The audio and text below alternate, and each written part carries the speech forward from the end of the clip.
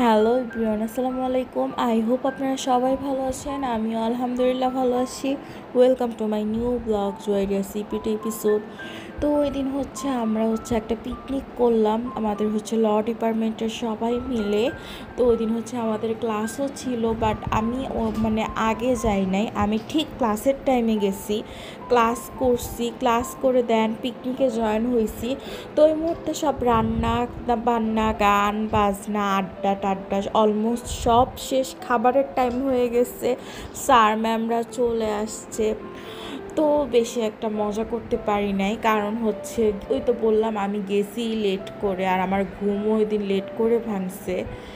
তো এখানে আমাদের সব ফ্যাকাল্টিরা বসে আছে, আর ল ডিপার্টমেন্টের অনেকে আছে। আর ওই দিন এমন রোদ উঠছে, একদম রোদে চিলিক মারতেছে, অবস্থা খারাপ। বাট তবু আমরা বট গাছের নিচে বসেছিলাম, সেই জন্য একটু আরাম লাগতেছিল। আর আইটেম ছিল পোলাও, রোস্ট, ভেজিটেবল অ্যান্ড কাবাব। আর রান্না কিন্তু খুব মজা হয়েছিল।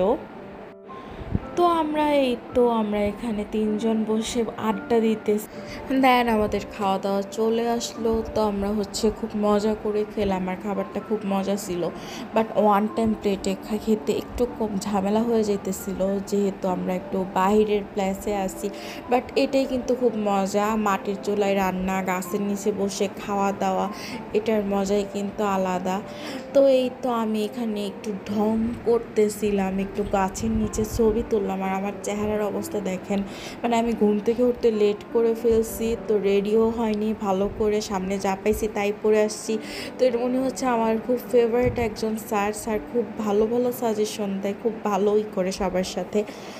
তো যাই হোক, এখন ক্লাস করছি, ক্লাস করে দেন আমি চলে যাচ্ছি। তো আমার বেস্ট ফ্রেন্ড আসছে বিকালবেলা, ওর একটু মনটা ওই দিন খারাপ, প্লাস ওর মিড টার্ম এক্সাম শেষ। তো ভাবলো ঘুরতে যাবে, তো ও আসছে। আমি বললাম না, বালি রেস্টুরেন্ট আমার ভার্সিটির অপোজিটে। তো ও আমাকে কিছু ছবি তুলে দিল, আমিও ওকে কিছু ছবি তুলে দিলাম। এই জায়গাটা ফটোজেনিক। তো আমাদের স্ট্রিট ফুড খাওয়ার ইচ্ছে ছিল, তো একটু সামনে গিয়ে দেখি দিয়াবাড়ি বউবাজার জায়গাটার নাম। এখানে প্রচুর প্রচুর হাঁসের মাংস অ্যান্ড চাপটি, রুটি, মানে দ্বিতীয় 300 ফিট বলা চলে। তো আমরা কি খাবো দুইজন শুধু ঘুরতেছি আর দেখতেছি। এখানে জাস্ট প্রত্যেকটা শপে হাঁসের মাংস, হাঁসের লাল বোনা, হাঁসের কালো বোনা, হাঁসের চুই ঝাল, দেন চাপটি, রুটি।